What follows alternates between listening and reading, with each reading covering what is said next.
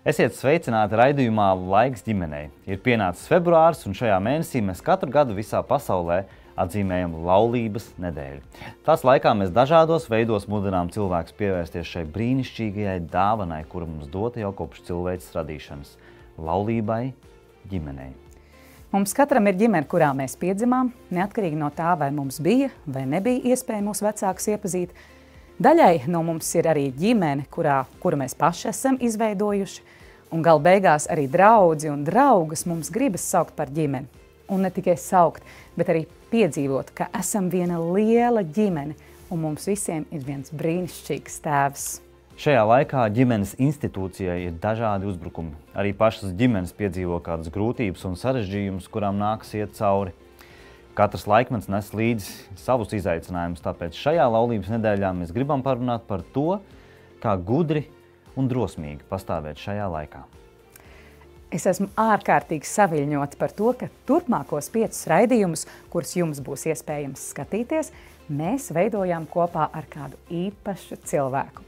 Mēs izmantojām iespēju, ka Latvijā janvāra beigās viesojās Transeiropas divīzijas ģimeņu, bērnu, sieviešu un veselības kalpošanas nodaļas vadītāja, kura ir arī ģimeņu psihoterapeite, vairāku grāmatu autore, mācītāja sieva, 3 bērnu māte, vecmāmiņa 5 mazbērniem, un tā ir neviena cita kā Kārena Holforde. Cilvēks ar lielu pieredzi, dievišķu gudrību un ārkārtīgi pievilcīgu personību. Mums bija vērtīga saruna, tāpēc ticam, ka arī jūs gūsiet daudz to klausoties.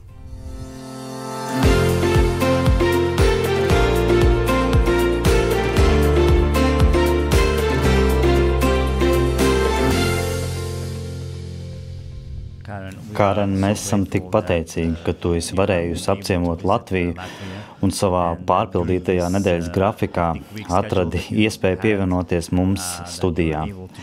Mēs to ļoti novērtējam un ar nepacietību gaidām sarunu par šīm svarīgajām tēmām. Un es ļoti priecājos šeit būt. Man patīk ierasties Latvijā, kad vien mani uzaicina. Tas man sagādā prieku. Es jau minēju vairākus tavus titulus par to, kas tu esi, bet es domāju, ka ir vēl kaut kas, ko es nenosaucu. Tāpēc mans pirmais jautājums ir, ko tu pat par sevi saki? Kas tu esi? Manuprāt, tagad es teiktu, ka pirmkārt esmu Dieva meita, un jo vecāk es kļūstu, un jo vairāk atskatos uz savu dzīves gājumu un to, kā viņš man ir vadījis, pat tad, kad tobrīd varbūt to neapzinājos. Es vienkārši jūtos tik ļoti svētīta, ka esmu uzaugusi ģimenē, kur zināju, ka Dievs man mīl kopš dzimšanas, un ka mani vecāki mani mīlēja kopš dzimšanas, un tā ir tāda drošības sajūta. Esmu sapratusi, ka Dievam ir pārsteidzoša humora izjūta, jo bērnībā es biju ārkārtīgi kautrīga, ļoti izteikti introverta, un baznīcā mēdzu slēpties skapjos, lai man nebūtu jārunā ar cilvēkiem. Atskatoties atpakaļ un redzot, ko Dievs ir darījis manā labā, un daudz kas no tā ir bijis saistīts ar manu vīru, viņa maigumu, kaut dažreiz viņš nemaz nebija tik maigs. Piemēram, viņš mēdz teikt, saņemies, Kāren, tu to vari. Viņš tiešām man ir atbalstījis un palīdzējis man augt. Un Dievs patiešām ir savadis kopā man ar cilvēkiem, kas mani pamācīja un stiprināja, tāpēc es no sirds priecājos, ka pat manā vecumā Dievs var man šādi izmantot. Tādējādi es jūtu, ka mans aicinājums šajā pasaulē ir visos iespējamos veidos būt par viņa mīlestības kanālu. Tiešām, un tā ir mana galvenā loma, lai gan tā ir daudz citu nosaukumu. Viena no tavām dzīves lomām ir būt mācītājas sievai, kā arī tu esi ģimeņu psihoterapeite. Kas nozīmē, ka tu mēdz būt līdzās cilvēkiem, kad viņi iet cauri kādām grūtībām, jeb problēmu situācijām. Kā tu saredzi, kas ir lielākais izaicinājums ģimenēm šodien, kristiešu un sabiedrībā kopumā? Es domāju, ka ir ļoti daudz izaicinājumu. Manuprāt, viens no izaicinājumiem ir laiks un tas, kā mēs to izmantojam. Cilvēki ir ļoti aizņemti un koncentrējuši uz citām lietām. Es domāju, ka daļa no izaicinājuma, varbūt sātana izaicinājums, ir novērst mūsu uzmanību no patiesi svarīgā. Tāpēc es to uzskatu par milzīgu problēmu. Es arī redzu, ka ģimenes nepavada pietiekami daudz laika kopā, laiku, ko veltīt iepazīstot viens otru, rūpējoties vienam par otru. Pārāk bieži ir pāri aizņemt, lai pa īstam pavadītu laiku kopā. Viņi katrs virzās dažādos virzienos, projām viens no otra.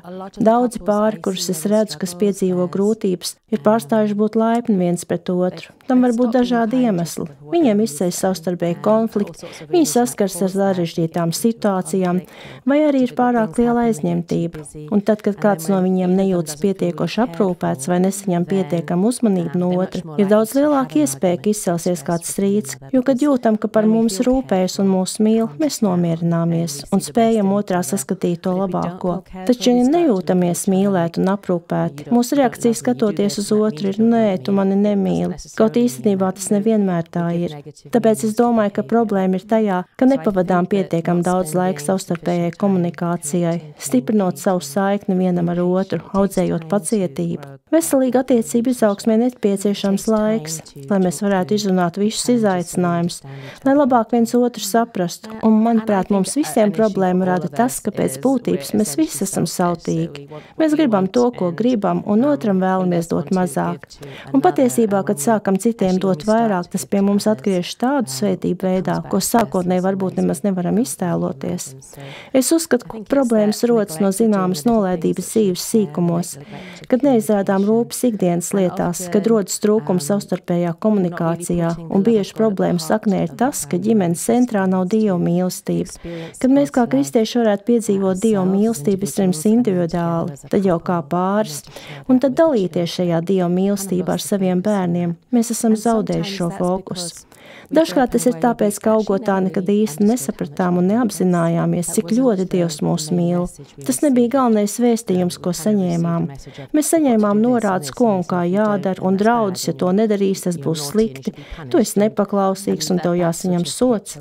Varbūt mums tika pasniegt šāds priekšstats par dzīvi, nevis apziņa, ka esam mīlēti. Patiesībā veselīgāka uzvedība rodas no mīlestības. Jūs pieminējāt laiku kā vienu no lietām. Un tas, kas man pārsteidz, ir, neskaitot tādu pamatotu aizņemtību, tas, ko es redzu un par ko domāju, un varbūt jūs arī, ir tas, ka bieži vien jautājums jau nav par paša laika trūkumu, bet kā to laiku piepildām ar, aizbēgšanas aktivitātēm. Un tad sanāk, ka mums īstenībā ir laiks, bet mēs nezinām, kā būt kopā. Vai jūs varat to pakomentēt? Es piekrītu. Manuprāt, mēs pazūdam savos telefonos, savās ierīcēs, un pastāv risks kļūt par vienu no tām ģimenēm, kas atrodas vienā telpā, bet katrs lieto savus ierīces un dara ļoti dažādas lietas. Un es uzskatu, ka šī tēma tiešām ir jārisina. Savienojoties, izmantojot WhatsApp vai telefons, mums rodas viltus kopības un savstarpējās saiknes sajūta. Mums šķiet, ka mēs sazināmies, bet patiesībā mums tomēr ir nepieciešama klātienes komunikācija. Sajūtas, ko var iegūt tikai tiekoties aci pret aci. Uzskatu, ka ģimenēm būtu ieteicams un nākt par labu mēģināt atrast veidu, kā sekmīgi savienoties, atrast šo kopējo saikni. Tas var būt kaut kas tik vienkārši kā kopība maltītes baudīšana, noliekot malā visas ierīces un maltītes laikā veidojot pozitīvas sarunas. Mēs tā darījām, kad mūsu bērni bija pusauģi. Mēs kopā sēdējām, runājām par viņu dienu, kas viņiem tajā dienā bija izdevies, izaicinājumu, sniedzām mierinājumu, kopīgi ar viņiem izrunājām, kā viņiem risināt dažādas problēmas skolā. Katru reizi vismaz viens no mums pastāstīja arī kaut ko smieklīgu, padalījās ar kādu jautru vai amizantu notikumu vai novērojumu. Tādējādi ir arī humors. Un tā mēs piedomājām pie tā, kā maltītes laikā mēs varam savienot sāpes ar prieku, humoru ar rūpēm vienam par otru. Arī garīguma ziņā, kur tu šodien redzēji Dievu, ir ļoti pozitīvi izdodas veidot šādas dziļākas sarunas vienam ar otru. Pat ja tas ir tikai maltītes laikā, kādu stundu, pusstundu, 45 minūtes. Un tad, manuprāt, ir ļoti svarīgi maksimāli pozitīvi izmantot gulētiešanas laiku. Liekot katru no bērniem gulēt, ir svarīgi katru samīļot, pateikt, ka Dievs viņus mīl, uzslavējiet par kādu viņu labo darbu tajā dienā, noslēdzot dienu ar pozitīvu vēstījumu. Par ko tu šodien vēlies pateikties Dievam? Vai ja tavā sirdī ir palikuši kādas sāpīgas jūtas, kurām nepieciešams mierinājums? Vai ir kas tāds, ko vēlies ar mani pārunāt? Pārliecinieties, ka liekot bērnu gulēt, viņš izjūt patiesu saikni ar jums, jūtas jūs un Dievu mīlēts un aprūpēts, jo, ja viņi aizmieg ar šādu apziņu, ar šādām domām prātā, viņu miegs ir veselīgāks. Tas nāk par labu arī viņu mentālajai, garīgajai vai attiecību veselībai. Tas ir arī svarīgi jums kā pārim. Pateikt viens otram kaut ko mīlošu un jauku, pateikt, ko otrā novērtējāt, pat ja tajā dienā jums ir bijuši arī kādi izaicinājumi. Ir labi pirms gulēt iešanas salīdzināties vienam ar otru un izrunāt visu sasāpējušo. Tas ir teikts Bībelē, bet nesenā pagātnē esam atklājuši tā iemeslu. Tas tieši ietekmē mūsu smadzenes. Ja aizmiegam domājot par strīdu, tas raisa nemierīgs domas prātā. Tāpēc ir vērtīgi pateikt otram: esmu laimīga, ka apprecējos ar tevi. Es ļoti novērtēju šo lietu, ko tu manā labā šodien izdarīji. Šīs lietas, lai cik maz tā šķistu, patiešām var palīdzēt. Patiesībā es vadīju kādu webināru, kura nosaukums bija Maz laika, daudz mīlestības. Es to vadīju kopā ar kādu Amerikā plaši pazīstamu ģimenes terapeitu. Viņš atklāja, ka ja tev dienas gaitā būs 10 minūte garš cieši kontakts ar otru cilvēku, jūs attiecībās valdīs mīloša noskaņa, tas būs ilgnoturīgas. Tā var būt tikai 1 minūte, bet tai jābūt ar koncentrētām rūpēm. Tas var izpausties pagatavojot otram viņa mīļāko dzērienu, apskaujot otru, skūpstoties minūtes garumā. Dažkārt, kad jau ilgāku laiku esat precējušies, šī minūte var šķist kā ilgs laiks, veltot nedalīt uzmanību bērnam, sakot, es ļoti novērtēju to, ko tu paveici. Tas bija patiešām jauki. Tātad 10 minūtes garas pozitīvas miedarbības ar otru cilvēku. Tas neaizņem daudz laika, toties tas uztur jūsu oksitocīnu līmeni. Un, kad tas atkal pazeminās, jūs tam piešķirat atkārtotu stimulu, un tā sajūta, ka tiek pastāvīgi mīlēti, ļoti palīdz. Un patiesībā mums būtu vērtīgi atcerēties, ka Dievs mūs tik ļoti mīl. Viņš ir kopā ar mums visu laiku. Viņš mūs mīl vairāk kā tikai 10 minūtes dienā. Viņš vienmēr ir mums līdzās. Un atrast brīdi katrā stundā, kad novibrē pulkstenis, lai vienkārši apstātos un pateiktu: paldies, Dievs! Es zinu, ka tu esi šeit, tu mani mīli. Tas tiešām ir īpaši. Un uz mirkli atcerēties, ka viņa mīlestība pilda mūsu sirdis visas dienas gaitā, arī izaicinājumu brīžos, ka viņš par mums gādā un rūpējas. Un šī apziņa var pozitīvi pildīt mūsu sirdis arī brīžos, kad jūtamies negatīvu notikumu vai domu izsmelti. Tu jau minēji dažādus šīs problēmas risinājumus, kas bija arī mans nākamais jautājums, bet pirms tam es gribēju vēl padalīties, ka pagājušajā gadā, 2024. Mēs veicām aptauju, kur uzdevām jautājumus gan draudzes locekļiem, gan citiem mūsu sekotājiem par dažādām tēmām saistībā ar ģimeni. Mums bija gandrīz 140 respondenti. Un viens no jautājumiem bija, kāda jūsuprāt šobrīd ir lielākā problēma, ar ko saskaras ģimenes jūsu apkārtējās sabiedrībā? Un interesanti, ka visbiežākais, ko respondenti minēja, bija komunikācijas problēmas. Cilvēki nezina, kā labi komunicēt ar savu partneri vai kādiem citiem ģimenes locekļiem, un ka ir konflikti ģimenēs. Otrajā vietā bija problēma, kas saistīta ar šķiršanos, neusticību, krāpšanu. Savukārt, trešā vietā bija tas, ko tu jau minēji, laika trūkums, ka cilvēkiem ģimenē nav laika vienam priekš otra un ka ir grūtības savā dzīvē noteikt prioritātes. Tas tiešām ir interesanti. Interesanti, ka es tieši domāju par to, ka patiesībā šīs komunikācijas problēmas un šķiršanās visdrīzāk ir kā sekas nepietiekamam kopīgi pavadītam laikam, kopīgas saiknes trūkumam. Jo, ja dzīves biedru starpā ir laba savstarpējā saikne, mēs dažkārt iesakām pāriem pamēģināt uzsākt mīlestēku ar savu laulāto draugu. Jo bieži, kad cilvēkiem ir mīlestēks, ko viņi dara? Viņi dara vismazākās lietas. Dažkārt tas nav nekas liels. Viņi dodas kopīgās pastaigās, kopīgi apmeklē kafēnīcu, un tad mēs sakām, kā būtu, ja tev būtu mīlestēka ar tavu sievu vai tavu vīru. Nedomājiet par citiem, tā vietā ieguldiet laiku un pulsu, veidojot un kopjot šīs attiecības. Arī komunikācija ir liels izaicinājums, bet jo mīlētāk jūtamies, jo drošāk jūtamies, un tad ir vieglāk sarunāties par sarežģītām vai izaicinošām tēmām. Kad es apzinos, ka tieku mīlēt, tad jūtos droši un varu dalīties arī tajos aspektos, kuros neesam tik droši, kā vēlētos, par ko neesam pārliecināti, un arī palīdzēt cilvēkiem.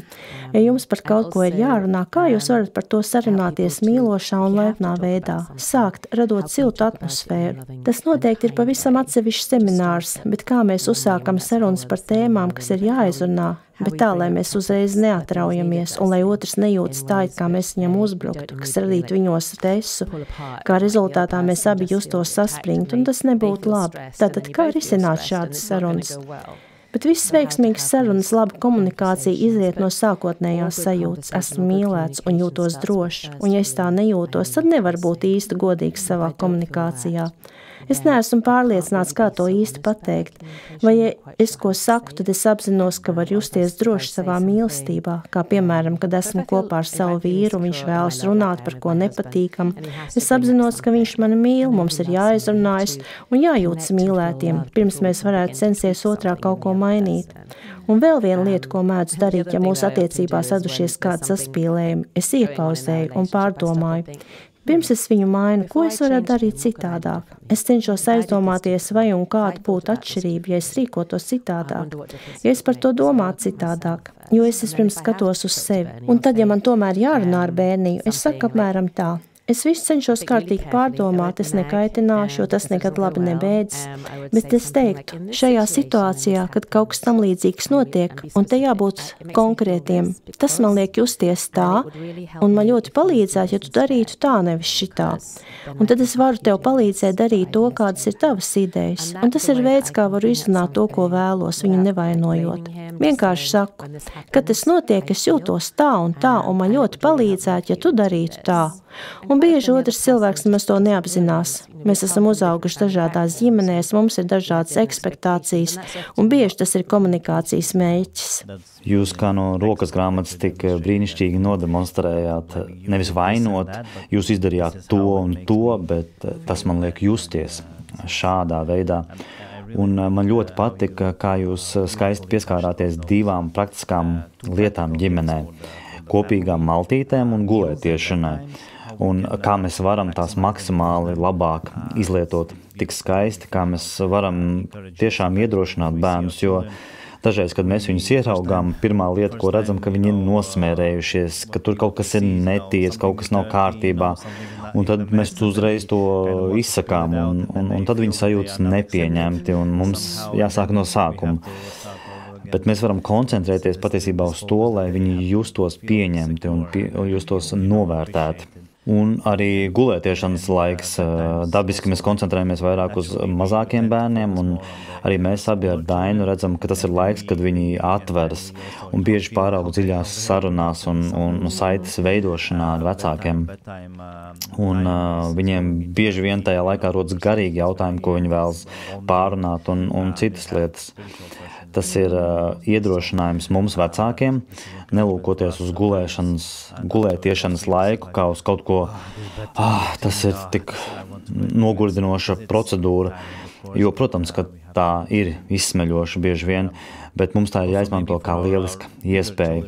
Un tas pats arī lielākiem bērniem, varbūt arī tā nav blakus gulēšana, bet tā ir tāda kā dienas noslēgšanas rutīna, kur viņus nomierināt un iedrošināt, un tas ir tiešām skaisti, kā jūs pieskārāties šim tematam. Paldies par to!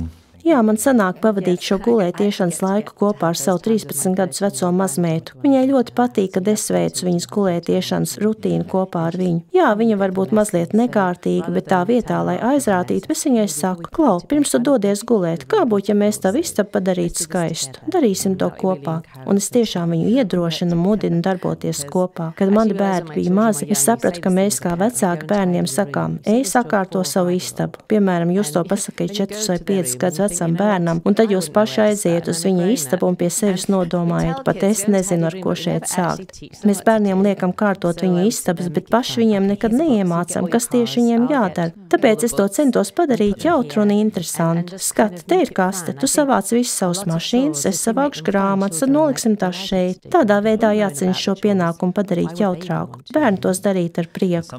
Un dažreiz mēs arī esam mēģinājuši ar darāmo darbu sarakstu, izsvītrošanu, tātad 5 lietas, kas jāizdara un tam līdzīgi. Un tas ir tas, ko jūs sakāt, un tas tiešām darbojas vai daļēji darbojas dažos gadījumos. Bet vēl jūs runājāt par Dieva mīlestības piedzīvošanu. bet tas jau sākas ar pieaugušo. Tas sākas ar mūsu piedzīvoto ģimenē kā bērniem, un vai vispār to esam piedzīvojuši mūsu draudzēs, individuāli. Un varbūt jūs varat līdzdalīt kādu no veidiem, kā praktiski to piedzīvot. Jā, protams, mēs sakām Bībeles pētīšanu un lūkšanu, bet varbūt jūs varat plašāk padalīties no savas pieredzes. Kā to darīt praktiski? Jūs minējāt par apzināšanos katru stundu, ka Dievs ir ar mani. Varbūt ir vēl kas, ko jūs vēlētos teikt šajā sakarā. Jā, es uzskatu, ka ļoti vērtīgi koncentrēties uz to, kas ir Dieva mīlestība, jo, ja mums šī fokus nav no paša sākuma, tad pat mācoties vai lūdzot, mēs lūksim ar zināmiem izkropļojumiem savās domās. Un ir būtiski pārdomāt, kas, manuprāt, ir Dievs skalā no 0 līdz 100 vai no 0 līdz 10, cik mīlošs viņš, manuprāt, ir. Un ja neuzskatām, ka viņš ir 100% mīlošs, tad kāpēc? Kas tam traucē? Kāds, manuprāt, vēl viņš ir? Kas ir sagrozījis mūsu priekšstatu par Dievu? Dažkārt cilvēkiem priekšstatu par Dievu ir sagrozījis tas, kā viņi ir tikuši audzināti. Piemēram, viņiem saka, ja tu to nedarīsi, Dievs dusmosies. Tādējādi viņi sāk uzskatīt Dievu par dusmīgu personu, kurš no viņiem sagaida nevainojamu uzvedību, un viņiem šķiet, ka viņi nekad nav pietiekami labi, un tas var likt justies bezcerīgiem. Līdz ar to daži cilvēki ar laiku teiks, es nekad nebūšu pietiekami labs, nav vērts mēģināt, un aizies no Dieva. Tādēļ mums jāatgriež pirmsākumos un jāiedziļinās Dieva mīlestības būtībā.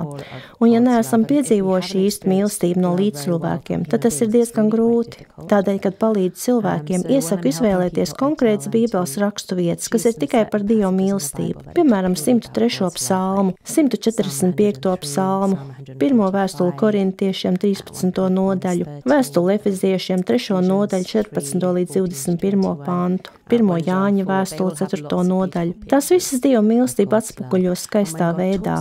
Un, kad Dievs runā par sevi, viņš saka, es tev mīlēju ar mūžīgu mīlestību, tādēļ es pret tevi tik uzticīgas un saglabāju savu žēlastību. Tā nebeigsies, tā vienmēr ir klātesoša. Un pievērsiet uzmanīgi, kā Dievs tevi mīl. Izlasiet šīs raksturvietas un pierakstiet, Dievs mani mīl, Dieva mīlestība man piedod, Dieva mīlestība ir līdzjūtīga pret mani, Dieva mīlestība uz mani ir pacietīga, Dievs ir laipns, pierakstiet visus šos vārdus. Dažkārt es cilvēkiem lieku iziet cauri visam alfabētam, kā Dievs tevi mīl, sākot ar burtu A, tad B, tad Z. Tas tiešām bagātina viņu izpratni par Dieva mīlestību. Dievs par tevi priecājas, dziedot, Dievs smaida pār tevi, būt pārliecinātiem, ka Dievs tāds tiešām ir. Kāds reiz jautāja, vai Dievs tevi ir vīlies? Protams, daudz domā tā. Jā, viņš ir vīlies. Un mans priekšnieks Daniels Dūda saka, nē, Dievs nav tevī vīlies. Mēs viņamies tikai tad, ja mums ir pārāk augstas ekspektācijas.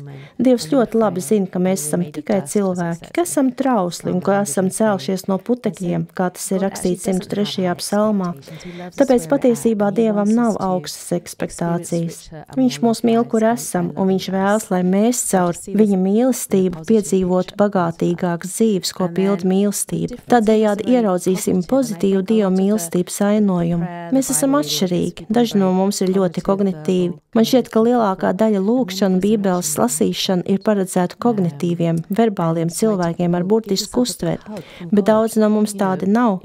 Kāpēc es cilvēkiem iesaku apskauj sevi no Dieva? Ja tu esi noskumis, ja tev vajadzīgs mierinājums un līdzās neviena nav, vai pat ja tu katru stundu vienkārši vēlies sev atgādināt, ka Dievs tevi mīl, ja tu sevi šādi apskauj, tas patiesībā jūs ķermenī izdala oksitocīnu.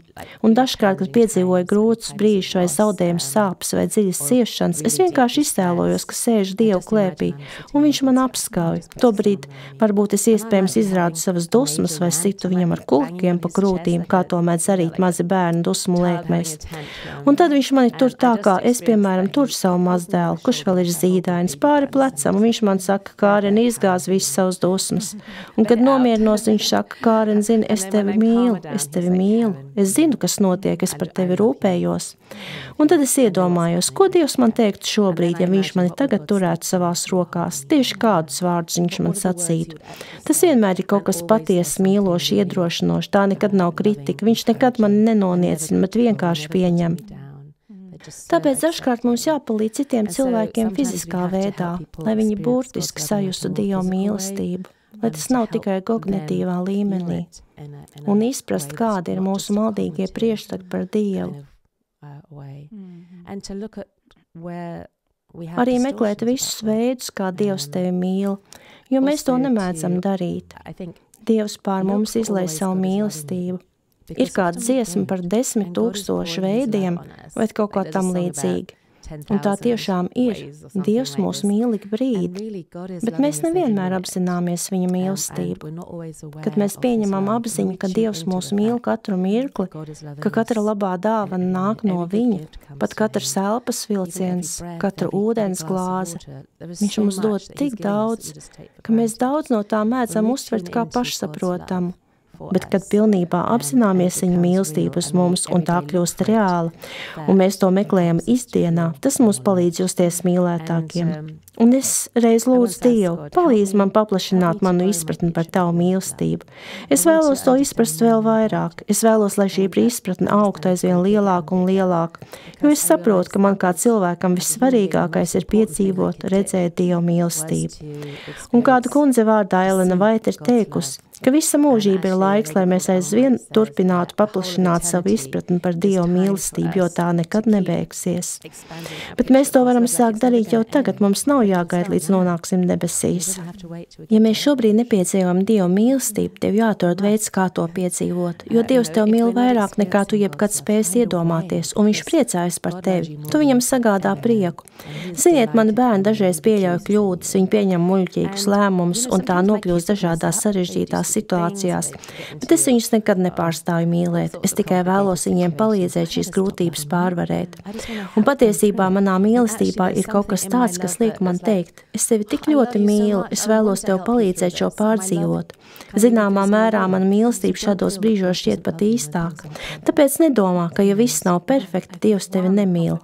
Es domāju, ka viena no vietām, kur mums vajadzētu piedzīvot šo mīlestību, ir draudze. Vismaz tam tā vajadzētu būt. Tāpēc mans nākamais jautājums ir, vai varat padalīties ar dažiem labiem piemēriem, kā draudze var atbalstīt ģimenes dažādās jomās, lai parādītu šo Dievu mīlestību? Manuprāt, pirmkārt mums jāatrod veids, kā audzēt mīlestības kultūru draudzē. Tas var būt grūts uzdevums. Dažreiz var šķist, ka mēs stūrējam Titāniku. Dažas draudzes, kurās esmu bijusi, kur mans vīrs bija mācītājs, bija ļoti tālu no šī mērķa. No izpratnes par to, kas ir mīlestība. Tajās vēl tāls ceļš ejams.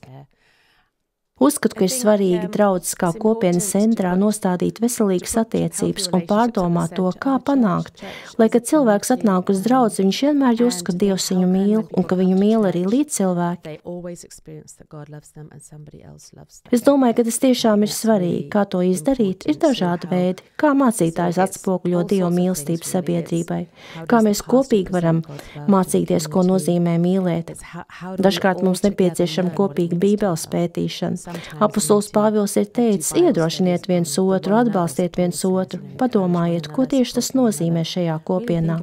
Un kā mēs to varam kopīgi paveikt, kā varam izveidot vietu, kas kļūtu par laipnāko un viesmīlīgāko baznīcu pilsētā, uzstādīt to par mūsu mērķi.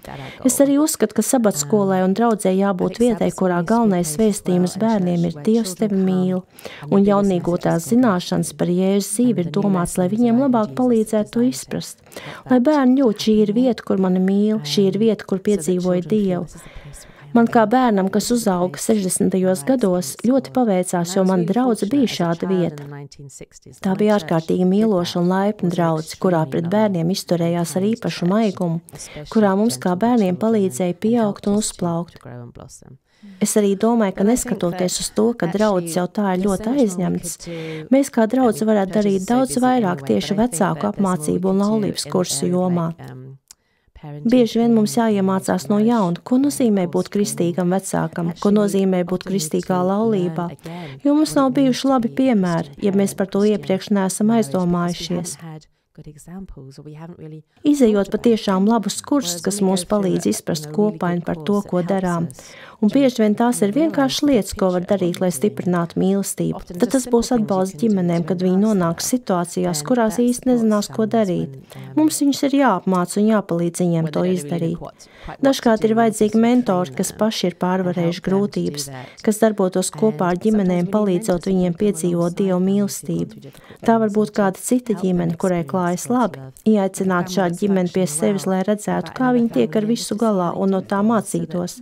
Tā var smelties labas idejas, piemēram, pievienojoties viņu ģimenes svētbrīdim vai kaut ko tam līdzīgu. Manuprāt, ir ļoti daudz dažādu veidu, kā draudzes var palīdzēt veidot attiecības. Viņām tas būtu jāizvirz savu vērtību centrā, un tad katrā situācijā jāmeklē veidi, kā palīdzēt.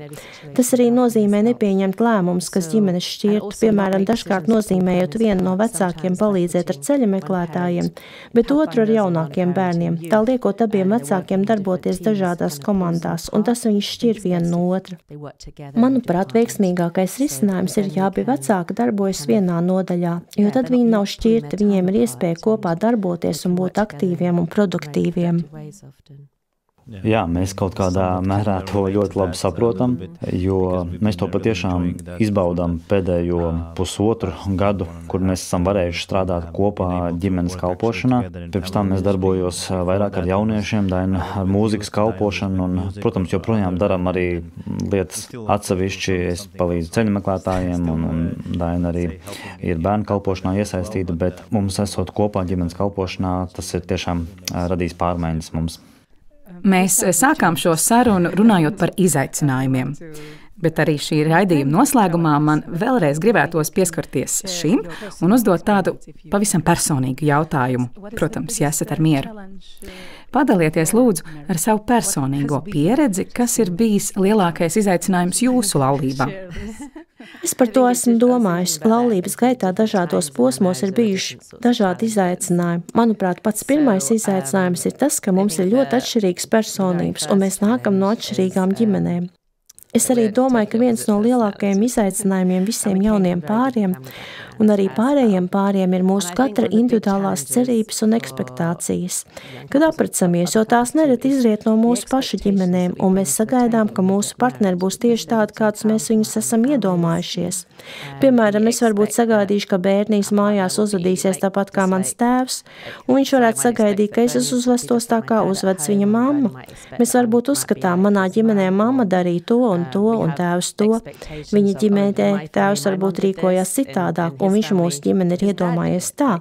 Tātad mums katram ir atšķirīgas versijas par to, kas kuram jādara un kā veidot savstarpējo komunikāciju.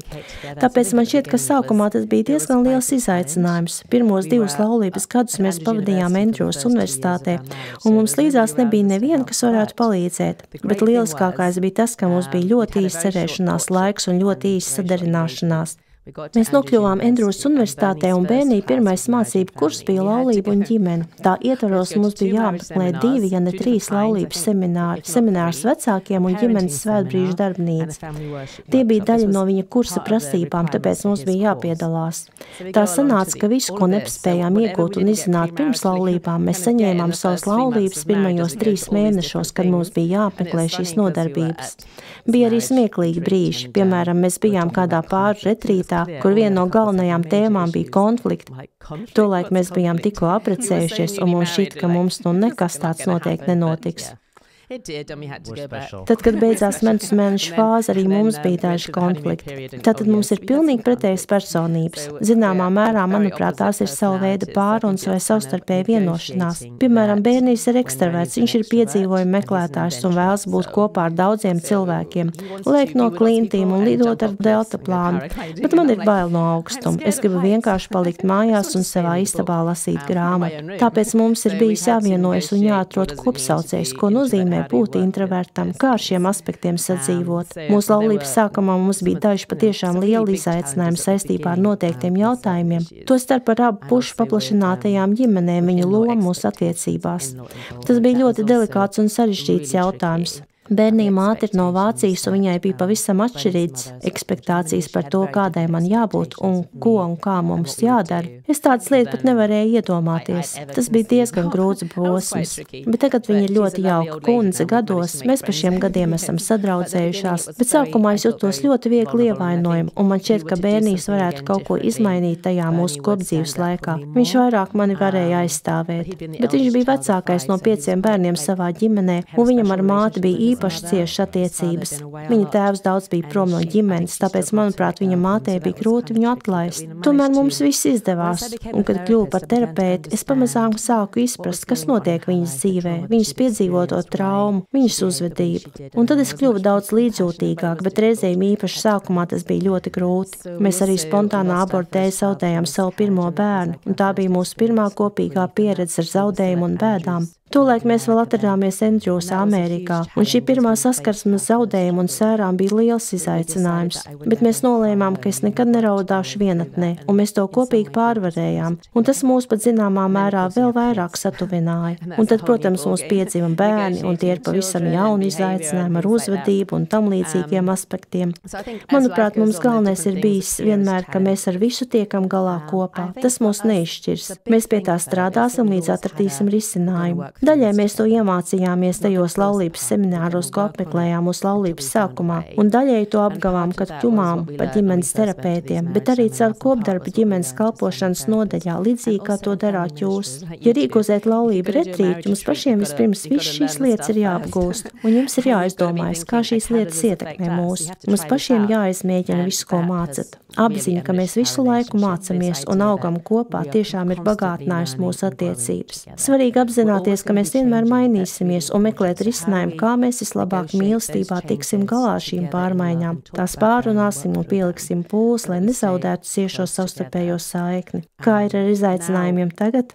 Arī šobrīd mums ir liela izaicinājuma. Mans vīrs ir mācītājs, mums ir mazbērni ar īpašajām vajadzībām, arī vecāki, kuri piedzīvo dažādas grūtības. Es pastāvīgi ceļoju, esmu visur 22 valstīs. Ir daudz izaicinājumu, bet tagad mēs esam atraduši kopīgu veidu, kā ar to tikt galā, caur pārunām. Ja esam fiziski šķirti, tā nav problēma. Kad esam kopā, arī tad ir labi. Vienalga, vai esam fiziski kopā vai šķirti, mūsu attiecības netiek apdraudētas. Mēs savās attiecībās jūtamies pilnīgi droši, un mēs esam saprotoši, ja otram uz laiku ir jādodas prom, lai kalpotu kādam citam. Kad atgriežamies viens pie otra, mums jāpārliecinās, ka mēs patiešām atjaunojam savu ciešo saikni.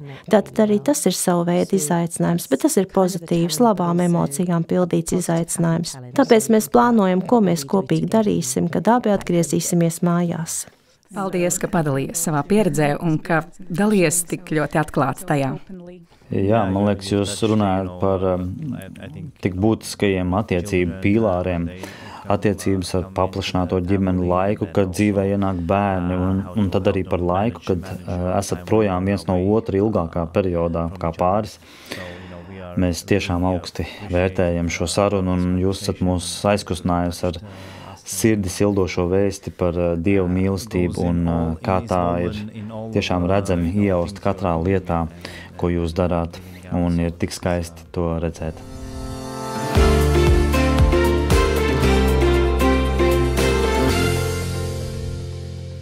Tas šodienai arī viss, bet jau nākamajā raidījumā mēs turpināsim sarunu ar Kāreni, un tad mēs vairāk pievērsīsimies tieši pāra attiecībām.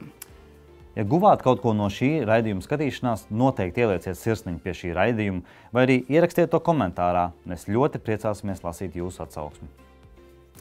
Ja vēlties mums ieteikt kādu tēmu, kuru vēlties, lai aplūkojam kādā no raidījumiem, droši mums uzrakstiet par to e-pastā info@laiksģimenei.lv. Uz tikšanos citos raidījumos!